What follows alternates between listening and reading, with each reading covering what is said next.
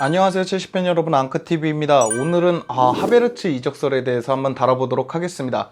베르너부터 시작해서 칠웰, 하베르츠까지 정말 많은 이적설이 나면서 첼시 팬으로서는 굉장히 기분 좋은 그런 나날들을 보내고 있습니다. 하베르츠 이적설은 베르너 이적설처럼 거의 오피셜, 즉 거피셜까지는 아닙니다. 하지만 폴크부터 맨노까지 진지한 대화는 오고 가고 있고 협상 단계에 놓여 있다고 얘기할 정도로 아예 협상이 그냥 거짓, 즉 찌라시인 그런 성의 문제는 아니고요. 어느 정도 협상이 진행되고 있는 것 같습니다. 그거에 대해서 하베르츠는 누구이고 하베르츠의 장단점은 무엇이고 가격은 얼마이며 제 의견은 어떤 것인지 말씀드리도록 하겠습니다. 하베르츠 이적설을 보기 전에 첼시가 왜 이런 스탠스를 가져가는지부터 보겠습니다. 사실 칠웰 얘기가 굉장히 국내외적으로 많이 나올 정도로 이제 공격수 보강은 지에흐 들어왔고 베르너 들어왔으니까 어느 정도 된 것이 아닌가, 수비 쪽으로 눈을 돌리지 않을까 했는데 하베르츠 얘기가 나오고 있습니다. 그런 것만 놓고 봐도 왜 갑자기 또 공격적인 옵션을 건디나 한번 보면 세 가지 이유가 있을 수 있습니다. 첫 번째는 아예 공격적인 팀, 한 골 먹히면 두 골 넣고 두 골 먹히면 세 골 넣는 그런 팀을 만들라든가, 두 번째는 수비수 매물 중에 괜찮은 매물이 너무 없고 있어도 칠웰처럼 너무 비싸니까 그냥 기존 자원으로 가고 공격적인 걸 그냥 제대로 업그레이드 시켜보자. 이왕에 이렇게 된 거 공격 업그레이드 시키고 아예 내후년 시즌에 수비를 갈아보자, 겨울에 수비를 갈아보자, 이런 스탠스일 수 있고, 세 번째는 정말 무시무시한데 공격수 영입해도 수비 영입할 돈이 있다, 그 정도의 플렉스를 자랑하는 것은 아닐까, 그런 생각까지 하면 3번이길 바랍니다. 일단 하베르츠의 이적설을 알아보기 전에 이 이적설이 어느 단계까지 진행됐느냐 이걸 보는 게 중요하겠죠. 저는 많이 보는 것이 그 구단, 선수를 빼올라는 구단을 많이 보는데, 그 구단의 반응을 제일 먼저 볼 수 있는 건 단장, 회장, 감독, 구단주, 즉 수뇌부들의 이야기를 많이 봅니다. 수뇌부들이 언급을 하기 시작했다는 것은 확실히 어느 정도 이적설이 진행되고 있다, 협상이 진행되고 있다, 그렇게 볼 수 있는데요. 레버쿠젠의 단장인 루디 펠러도 언급을 했습니다. 루디 펠러는 협상된 거 없다, 진행된 거 없다, 레버쿠젠은 하베르츠의 잔류를 자신한다, 이렇게 얘기를 하는데, 이걸 뒤집어 보자 그러면 라이프치히, 리옹 등 그 정도면 벤제마 귀 하나 사겠다 얘기하고, 라이프치히도 정말 많은 기사들을 냈는데도 불구하고 구단주가 협상된 거 없다, 베르너 안 갈 수도 있다, 이렇게 얘기하는데, 이게 대부분 가격을 올린다든가 이 선수를 조금 더 튀길라는, 몸값을 튀길라는 언풀일 확률이 높거든요. 루디 펠러의 코멘트가 더 있는데, 보시면 EPL에 원하지 않는 팀이 없고 하베르츠에 능가할 만한 선수도 없다, 맨유 봐라, 맨유도 새로운 영입이 필요하다, 이러면서 경쟁을 약간 붙이는 그런 식입니다. 그러다 보니까 첼시가 어느 정도 협상의 얘기가 된 것은 아닐까, 그렇게 보고 있습니다. 그러면 하베르츠의 마음, 하베르츠가 속사정은 어떤지부터 보겠습니다. 하베르츠는 마르카랑 인터뷰를 한 적이 있습니다. 인터뷰에서 나는 정통적인 10번 미드필더는 아니다, 하지만 중앙에서 플레이하는 걸 굉장히 좋아하고 언젠간 10번 유니폼을 입고 뛰고 싶다 라고 언급했거든요. 두 가지를 해석할 수 있습니다. 다재다능하지만 10번 롤이 제일 편하고 중앙에서 공미 플레이하는 게 제일 편하고 10번 유니폼을 입고 싶다. 첼시가 곧 윌리안하고 이 상태로 되면은 10번이 공석이 되게 됩니다. 그렇다고요. 왜냐면 지금 레알의 10번은 건재합니다. 물론 모드리치 폼이 조금 떨어졌다고는 하지만 건재하고, 맨유 앞일 창창한 레슈포드 아닙니까? 그럼 미넨하고 첼시 정도만인데, 지금 미넨은 사넨을 사는데 조금 돈을 투자하려고 하면 하베르츠가 좀 어려워지거든요. 하나 남지 않나, 그런 생각도 해봅니다. 말이 나온 김에 경쟁팀도 보겠습니다. 미넨 같은 경우에는 가장 유력한 경쟁자 중에 하나입니다. 하베르츠가 독일인이고, 독일인이다 보면 미넨에서 뛰고 싶은 게 인지상정입니다. 독일에서 제일 잘 나가는 클럽팀이니까요.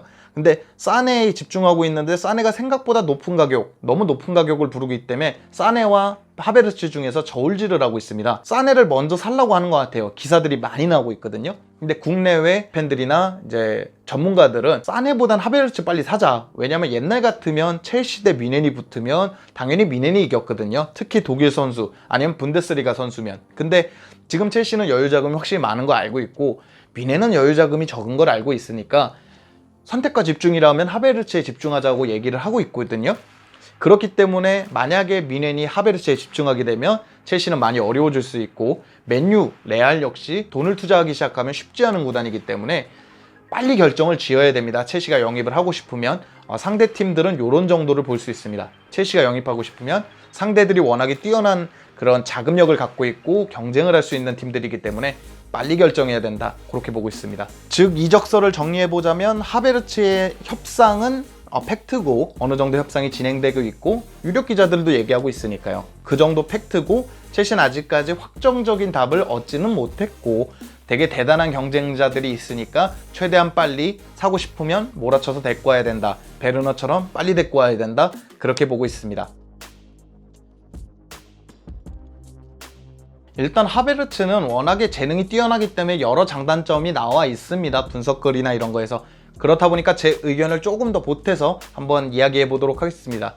첼시적으로 볼 때 하베르츠는 첼시의 미드필더, 즉 2선이나 공격수 쪽의 단점을 완벽하게 채워줄 수 있습니다. 두 가지가 있거든요. 제공권하고 창의성입니다. 제공권부터 보시자면 188cm나 됩니다. 키가. 더럽게 크네. 암튼 188cm, 190에 가까이 되는 키이기 때문에 치크를 제외하고 나면 2선, 3선에는 그 정도 높이를 제공해 줄 수 있는 선수가 아예 없습니다. 첼시는. 그렇기 때문에 뭐 사비치라든지 뭐 이렇게 높이를 제공할 수 있는 선수들을 원해왔던 첼시로서는 괜찮은 옵션입니다. 근데 또 키가 크기만 하냐? 빠르기도 합니다. 분데스리가에서 빠르다고 정평이 나와 있는 산초, 코만급으로 빠르기 때문에 어쩔 땐 제일 빠르다는 얘기도 하거든요. 그럼 요렇게만 놓고 보면 뭐 피지컬로 승부하는 선수냐? 그건 아닙니다. 되게 창의적인 선수예요. 패스, 그리고 되게 창의적인 패스, 키패스, 플레이메이킹을 굉장히 잘하는 선수고 탈압박 좋고요. 킥력 좋고요. 득점력까지 좋습니다. 벌써 올 시즌은 11골 5도움 리그에서 넣고 있고 지난 시즌은 17골 3도움입니다. 득점 굉장히 잘하고 있죠. 올 시즌은 11골 넣을 동안 PK 하나 찼거든요. 굉장히 골을 잘 넣는 그런 선수라고 볼 수 있습니다. 다들 예를 들 때 외질을 예로 들기도 하지만 외질의 탈압박과 피지컬을 갖추고 있기 때문에 또 밀러에 비교하시는 분들이 많습니다. 그런 얘기가 어디든 쓸 수 있고 어디서는 잘하기 때문이거든요. 뭐 밀러는 메잘라 때도 잘했으니까 그러니까 밀러에 비견된다라는 건 뭐 피지컬만 좋아서는 안 되고 창의적이기만 해서도 안 됩니다. 다재다능해야 되거든요. 거의 완성형에 가까운 게 하베르츠라고 보시면 될 것 같습니다. 단점은 기복이 좀 있다는 건데요. 저는 이제 레버쿠젠이라는 팀이 뭐 나쁜 팀이라는 게 아니라 분데스리가에서 우승을 경쟁하기엔 무리가 있는 팀이기 때문에 잘 될 때도 있고 안 될 때도 있고 선수 퀄리티도 미넨이나 돌문보다는 조금 떨어지기 때문에 그런 데서 경기가 안 풀리다 보니까 하베르츠의 경기력까지 조금 저평가받는 거 아닌가 그런 생각도 해봅니다. 하지만 실제로 기복이 좀 있는 것도 보여줬기 때문에 조금 기복이 있는 선수다라고 볼 수 있습니다. 가격이 높은 것도 단점입니다. 1억 유로가 넘기 때문에 그럴 거면 차라리 산초나 윙어급에서 탑클래스를 데리고 오는 것이 낫지 않냐. 왜냐면 중앙은 좀 과포화가 아니냐. 공격수도 그렇고요. 제로톱으로도 쓸 수 있으니까 공격 쪽도 그렇고 중앙 공미도 그렇고 좀 과포화가 아니라는 얘기도 있습니다. 그것도 얼마든지 단점으로 거론될 수 있죠. 자, 그럼 제 의견을 말씀드리겠습니다. 이쪽이 찬성, 이쪽이 반대입니다. 저는 두 가지를 놓고 볼 건데요. 찬성 쪽부터 보자면 산초가 여러분들 뭐 거론되는 금액이 1,500억 이상이잖아요. 근데 2,000억은 넘지 않는다는 얘기가 있습니다. 근데 도르트문트하고 막상 협상을 해보면 얘기가 다를 수 있습니다. 더 엄청난 금액을 부를 수도 있고 아예 돌문이 협상을 안 하려고 들 수도 있습니다. 제가 말씀드린 대로 최고 연봉을 주고 잡으려고 하고 있기 때문에 그냥 재계약을 해서 산초를 데리고 있고 싶어 하는 것도 있고 왜냐면 홀란드도 있고 이렇게 좀 좋은 선수들이 많으니까요. 그렇게 가려는 것도 있기 때문에 하베르츠는요. 제가 뭐 단점에서 그 자리 과포하고 이런 얘기를 했지만 되게 좋은 재능입니다. 역대급 재능이기 때문에 하베르츠는 데리고 올 수 있다면 정말 데리고 오는 게 좋거든요. 근데 가격이 정확하게 명시되어 있다면 레버쿠젠이 1억 유로를 확실히 원하는 거라면 산초가 안 되면 하베르츠 데리고 오는 것도 굉장히 좋다고 생각합니다. 그래서 찬성이고요. 반대 같은 경우에는 여전히 조금 오버페이라는 느낌이 없지 않아 있습니다. 뭐 제로톱도 자주 사용하니까 공격적으로 놓고 봐도 베르너, 타미, 지루가 있는데 피로미누처럼 쓸 수가 있습니다. 양쪽 측면을 도와주면서 본인도 뭐 득점에 관여하는 그렇게 쓸 수 있는데 그러면 지루랑 타미가 너무 죽기 때문에 그 옵션으로서는 자주 기용될 옵션은 아니고요. 측면이나 중앙으로 하자니 또 옵션들이 좀 있기 때문에 측면으로 쓸 거면 산초가 낫거든요. 정통 20이기 때문에.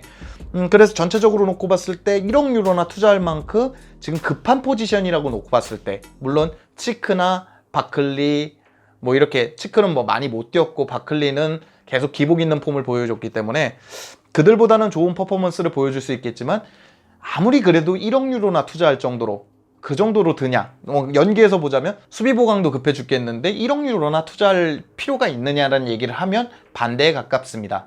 다시 찬성 쪽을 보자 그러면 제가 이적설 1편 거기서 얘기했듯이 램파드는 공격적인 옵션을 완성한 후에 수비 보강을 원한다고 얘기했는데, 만약에 램파드가 아직 공격이 완성됐다고 느끼지 못한다면 보강을 해야죠. 뭐 마운트를 처분하든 바클리를 처분하든 치크를 처분하든 그 미드필더 진이나 2선 진을 아직 완성이라고 느끼지 못한다면, 그리고 로마는 적극적인 지원을 해준다고 했고 그러면 영입을 해야죠. 하베르츠는 그만큼의 재능을 갖고 있는 선수, 물론 베르너든 지에우든 산초든 하베르츠든 와서 망할 수 있습니다.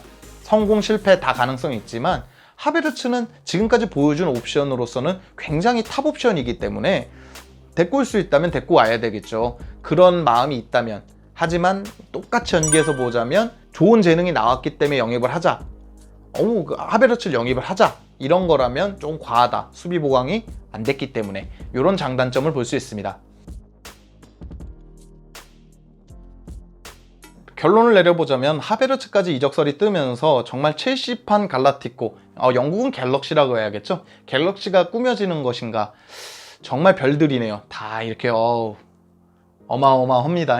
이렇게만 된다면 바랄 게 없기는 하죠. 왜냐면 팬으로서는 진짜 계속해서 선수가 링크가 뜨면 과포하면 어떡하지?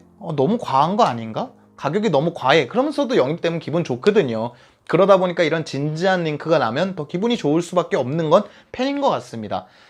하베르츠까지 오면 또 어떤 공격이 꾸려지고, 또 베르너, 지에우, 하베르츠 이런 선수들하고는 또 어떤 조합이 이루어질지 되게 기대되는 그런 것 같습니다. 하베르츠 링크는 베르너급까지는 아니지만 링크가 계속 나고 있다라는 거. 베르너 역시 6월 15일까지 바이아웃을 지불하면 데리고 올 수 있고 협상은 계속 되고 있다는 거. 베르너는 거의 협상이 완료돼 가고 있다라는 걸 말씀드리면서 끝내겠습니다. 오늘 영상은 여기까지고요. 도움되셨거나 유익하셨다면 여러분들의 구독 기다리겠습니다. 감사합니다.